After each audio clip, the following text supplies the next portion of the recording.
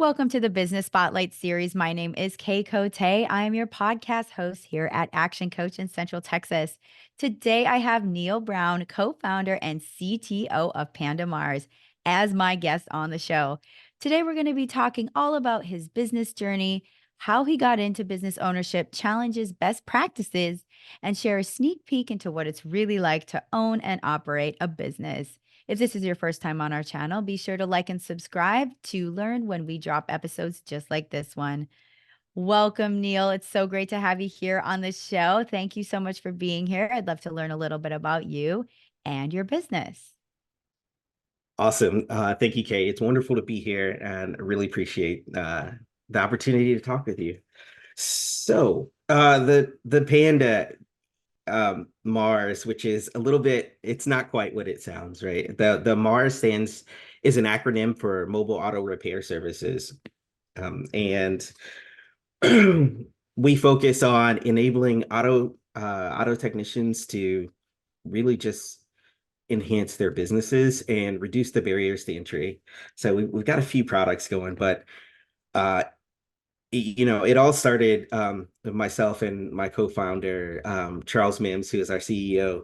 It started with an awesome idea. He had this idea, and we were just kind of discussing it and kicking it around. And I have an extensive background in engineering, and sort of the way my mind works is, okay, how would this function? And that conversation led into like a bunch more conversations, which got pretty like passionate, and we got really involved. And then it just kind of turned into one of those things that we just had to do, right? The more we thought about it, the more that we saw the need and our ability, and we were like, this was meant to be. We just need to make this. Okay. That is a Uh, very cool story. And isn't that true about how businesses start a lot of the times? They just kind of are these ideas that pop up that we're like, there's something there we need to explore. yeah, and it's been a fantastic journey to and also very it's quite frankly terrifying, right? Oh, very um true.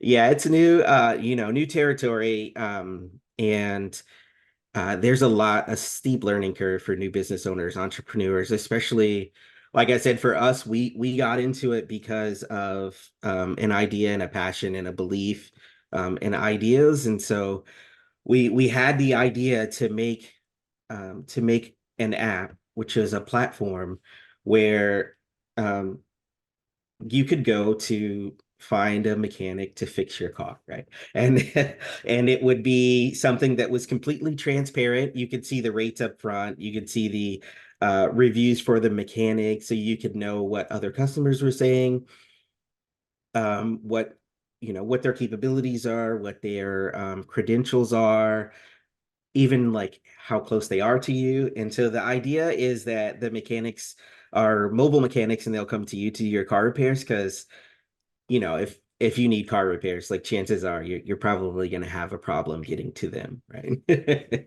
So This is true. That's actually a really good. I love this idea. Like, sign me up today. I had car troubles last week and I was like, this would have been great.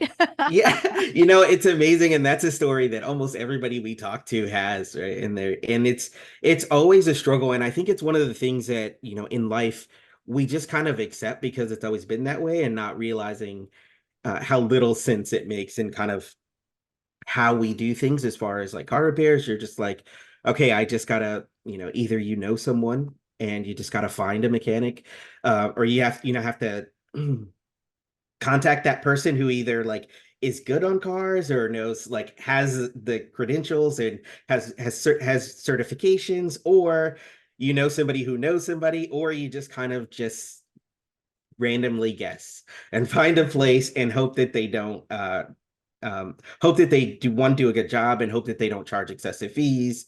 And all of this, the whole process is really, you know quite confusing. It's not really transparent. A lot of times you end up leaving feeling like, well, there was nothing I could have done, but you Mhm. definitely feel like you spent too much. And so, sort Oh, of yes. demystifying that. Yeah, right. Everybody, I think, has had that feeling once or twice. Correct. And then, so the one of the things that really led to such passion in the discussions with Charles and myself is that we have a sort of a shared history in that, both of our fathers were automotive mechanics. And so um kind of growing up with that as like the background as a kid, seeing the struggles that my dad went through as a small time business owner in the automotive technician industry. you know um we realize that it's not just it's on both sides, right? The Yeah. system really is difficult. So our intent was to just create a place where it didn't have to be confusing or difficult, especially in the economy today with kind of what's going on in technical fields and trying to get reduce those barriers to entry for a lot of people who are trying Mhm. to like break into new businesses. A lot of, that's kind of the thing now is you gain these skills and you can either go to work for someone and put those skills to use for a company, or you can, try and work for yourself. And if you don't have the necessary resources, it's difficult to go to work for yourself. So Mm, that's we're very trying true. to reduce, yeah, I mean, and it's a struggle, but we're trying to make that struggle less for individuals that choose that path. Wow, that's really cool and really powerful. I think it's like one of those. I like how you're bridging like technology with this service. That's very cool. So I'd love to dive into your role a little bit more, as the CTO. What does that look like? What does your day-to-day look like in the company? Oh, wow. It is hectic. So yeah, as a CTO, I'm in charge of the technology. And being a super small startup, you have to wear all of the hats. Right? Mhm. So, my day to day as a co-founder is kind of balanced between managing the activities that co-founders have to do to support the business and the business Mhm. objectives, and leading the technical teams, developing our software, and developing new products. Also coordinating with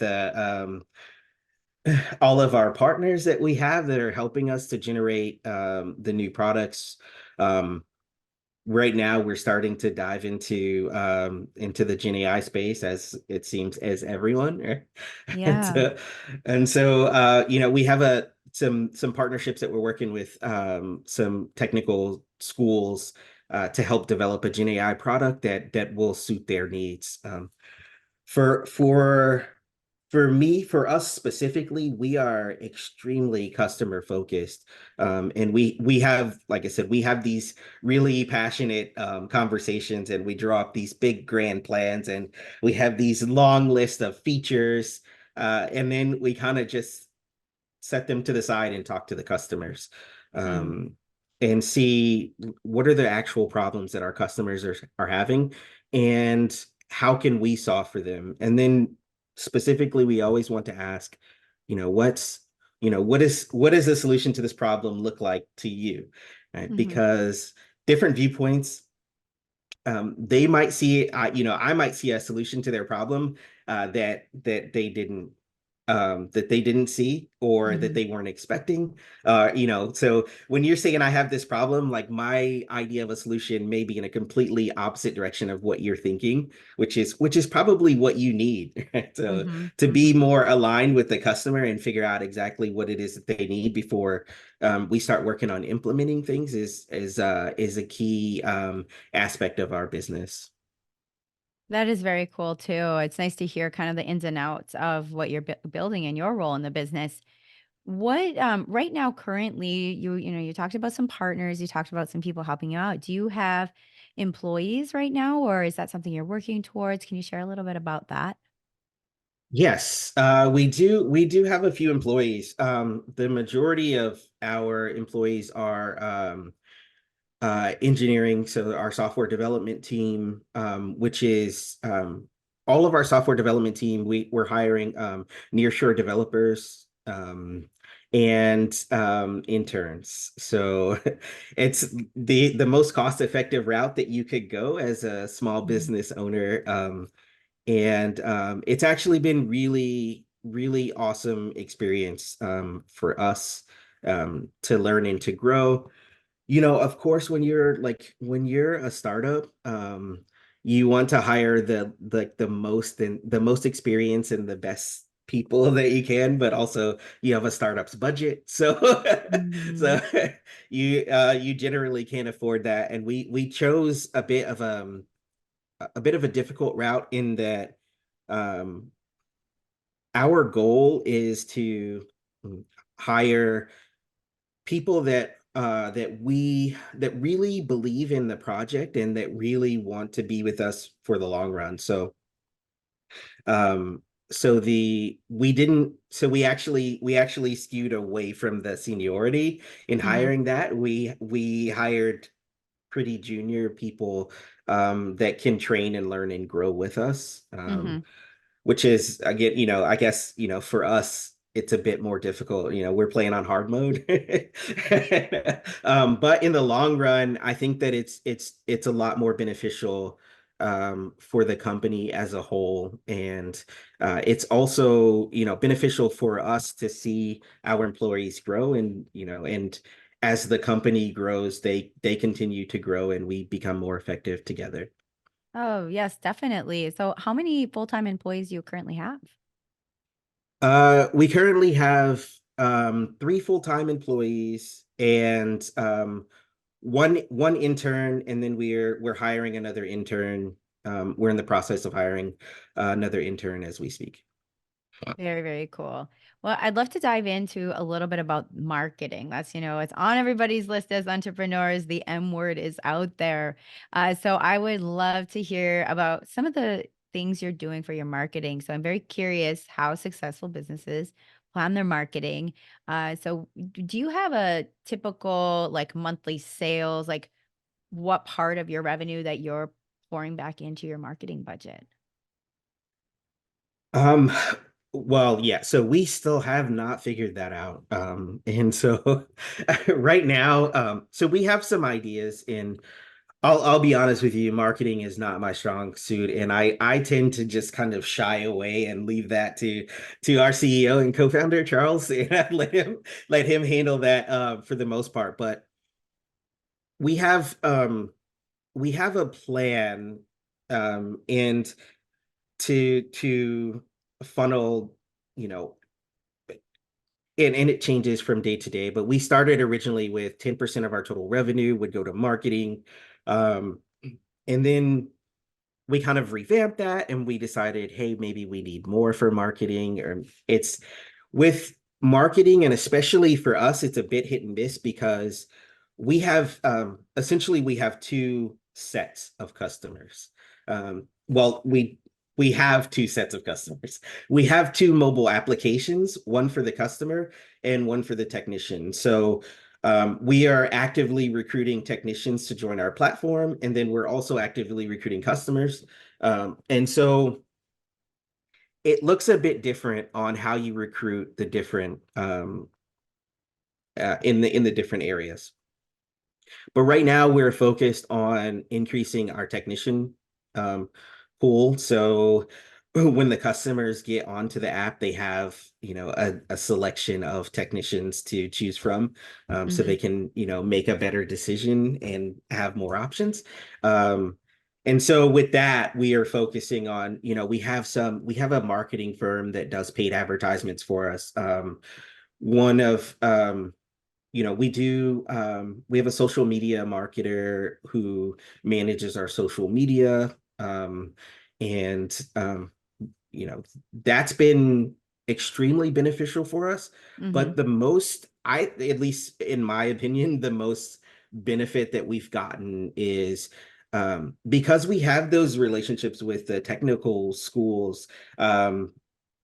We have events that, like, we just last week we were at the Skills USA competition.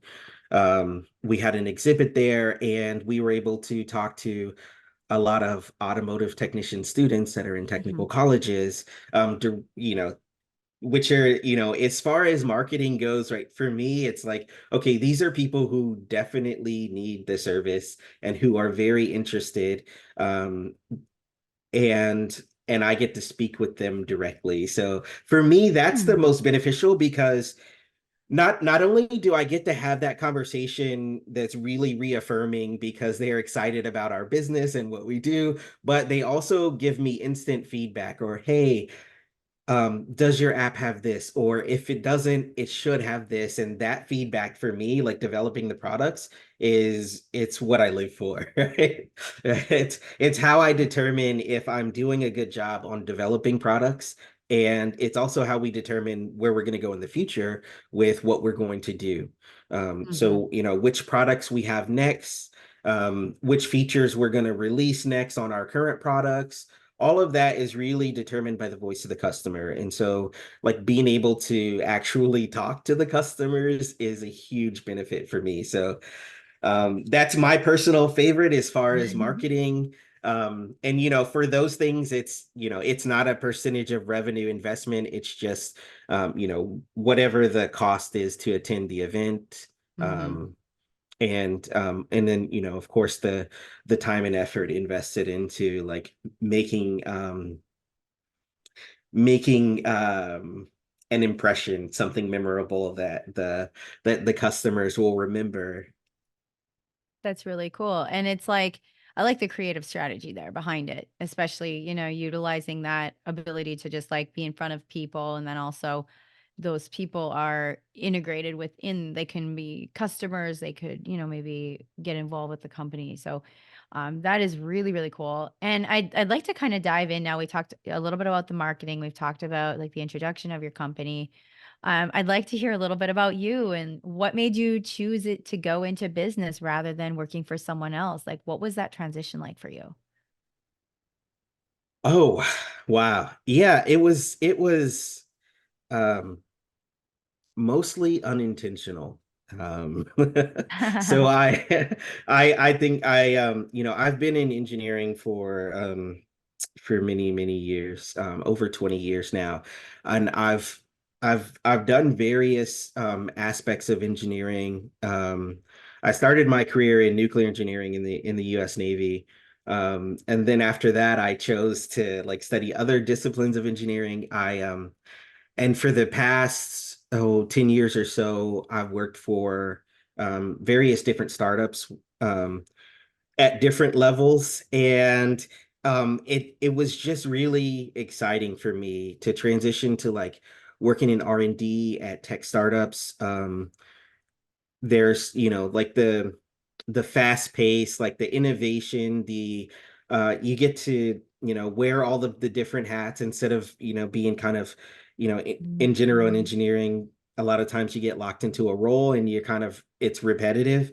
Mhm. But in tech startups and like R&D specifically, you never know what it's going to be, and it was just really exciting. Every day was something new, learning new things, trying new things, like accomplishments that previously had never been done. And I found for me that was sort of my calling, and that's what I wanted to do and where I wanted to work. And then we started the company um, sort of in our spare time, and we were working as much as we could in our spare time to build up our company. And then it just sort of lined up. I took the summer off from my job to spend time with my kids. They were out of school for the summer, and we got accepted into the AWS Build Accelerator. And so I spent a lot of time working on the development of our product through this Build Accelerator, and that sort of led to some other opportunities with some other partnerships. And then it just sort of became I didn't have time to go back to a full-time job because I was working so much in the business. And then I've just been here ever since. So Really, really inspiring. And kind of getting into something, along those lines, this question, is like what is something that you've went through on your journey so far that has maybe challenged you, and how did you overcome that? Oh wow, there's so many. Yeah, as of I think I'll say, and I think this is probably the biggest challenge for any startup is funding. Hmm. Um, and it's always going to be a struggle. I think if you don't have the struggle of funding, then maybe you're not doing something right. Mm, But we the struggle to try and like get enough funding to progress the businesses as fast as we want led to you know I oh I can't even it's sort of a series of events that was I never completely planned, and it feels like it was just completely out of control and also very fortuitous, right? The business sort of just continued to grow organically without the what I perceived as the need for a huge amount of funding that we were trying to get. How we ended up Which is how we ended up looking for other ways to advance our products um, without needing a large amount of funding, right? Of course, you always want to optimize your spending. You always want to like try and reduce your costs. And it really has led us to um, a, a very we have a very efficient model with how we do our development, and we're continuing to grow and to kind of develop that model into like being able to produce like rapid products that mhm, are high quality for an extremely low price. Um, mm, so it's really been a struggle to balance that cost with like what we want to be like how we want our product to look, right? We're like, hey, we want this amazing great product, and like, okay, well, it's going to cost a lot of time and money to make that. And as a startup, we don't really necessarily always have that amount of runway, so which led us to sort of as I spoke before, like the utilizing interns and nearshore developers, and really like working really closely and hand in hand with everyone else in the company to do as best as we can to create something that's amazing. So in sort of trying to overcome this cost issue, we've kind of created a really close and really inspiring company culture. mhm. And we're distributed, like we're all remote. So Nice. it's that's that's one of the big things with working, and especially when you're working on software Mhm, and everyone is completely remote. However, you really have to be in sync when you're all trying to make one product. And so mhm. I think it's really helped us creating that sort of culture in distributed workforce. Mm. Yeah, yeah, that's really inspiring. And yeah, this has been such a great conversation. We've covered so much ground. I've loved hearing about what you're working on. And so I would like to dive into some rapid fire questions. These are those quick top of mind answers for our audience. There's four of them. Are you ready to rock and roll? I'm ready. Let's go. All right. Question number one is, what is the key to success for you? Uh, the key to success for me is is being flexible Hmm. in everything that I do.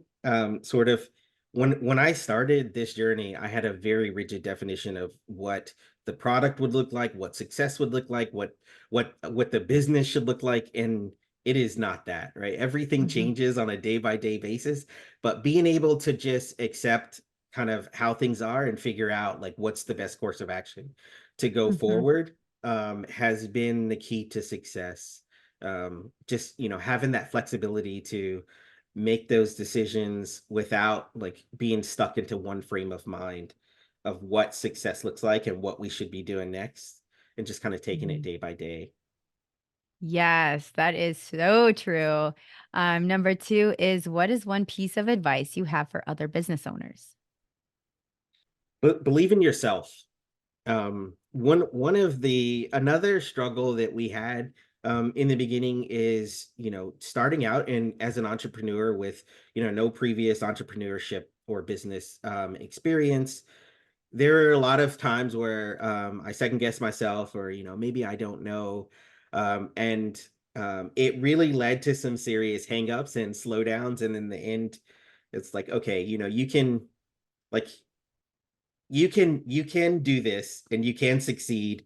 And even if you fail, like you'll learn from that failure and you'll keep going and grow and be stronger for it. So it's best to just be confident, pursue what you think is right.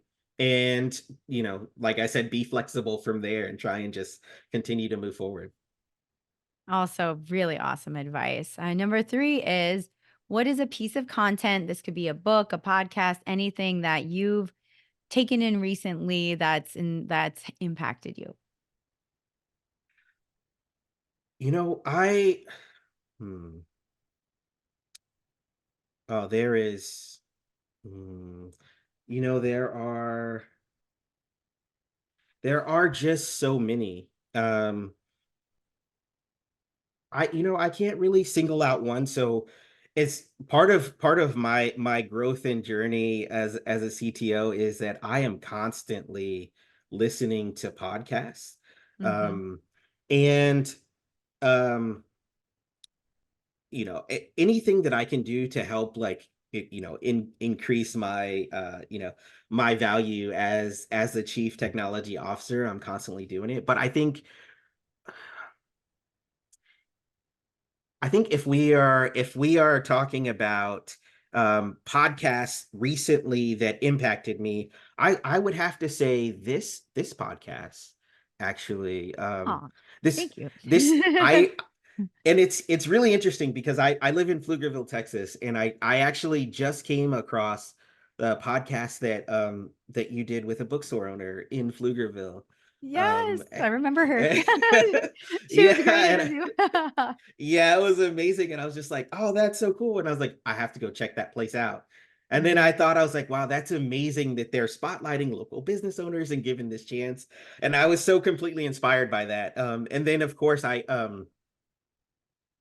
somehow immediate, and this seems to be how like everything works, got the invitation to to be spotlighted. And I was like, oh, I know these. I know them. I That is super cool. Well, I am so glad. Yes, that's amazing. Well, thank you. And we have one more question for you. It is, if you could choose one part of your business that you could immediately improve on tomorrow, what would it be? Ooh, let's see, immediately improve on, I'd have to say the marketing Mhm, um side. And I think probably, a bit of the bias just because that's not my strong area, but also because mm, it's a tricky area to get right. mhm. You can tell by the difficulty in my answering the question about how we do marketing earlier. Like, it's really guess and check, and we're like, okay, what works with our customer base, and Mhm. you just kind of never know, and you're just kind of feeling it out as you go. Yeah. Well, thank you for that and those answering those rapid fire questions. Before we get to our final question of the day, how can people find you? Talk about marketing right now. Let's plug you. How can people find you and connect with you? Okay. So that one is easy. You can go to our website, www.panda-mars.com, and or you can find the Panda Dash customer app on the Google Play or Apple Store, or the Panda Dash technician app on whether you have Android or Apple, we're on both major stores. Well, thank you so much, Neil. This has been an incredible conversation. I want to ask you the final question of today. What is most inspiring to you today? You know, what's most inspiring to me is um it's well, really, it's this, right? It's connecting with people, it's talking, like being able to share like what is my passion and see like, people's reaction, which is, generally it's always a joy. Everyone's always like, "Hey, that's amazing. We really need this," right? And it's Yes. it's really inspiring to hear from people that, we started this journey thinking we were going to solve a problem for a lot of people. And so it's Mhm. really inspiring to get to talk to people and say, "Hey, I have that problem and I could use that solution." Mhm. It's super validating. Like, okay, yes, like we are doing something that's good. Well, thank you so much, Neil, for your time today, being on this episode. It's been an absolute joy to talk with you. Thank you. Yeah, it was my pleasure. I had so much fun. I really appreciate you having me.